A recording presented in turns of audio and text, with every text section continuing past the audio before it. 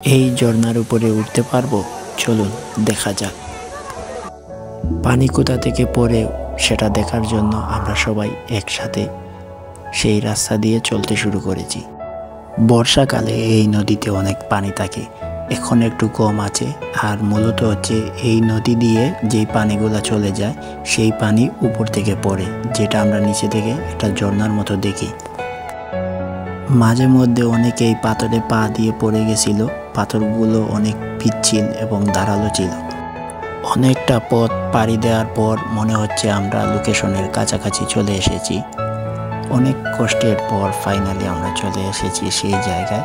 দেখতেই পারতেছেন এই দিক থেকে পানি গিয়ে নিচে পড়ে, যেটা আমরা নিচে থেকে একটা ঝর্ণার মতো দেখি।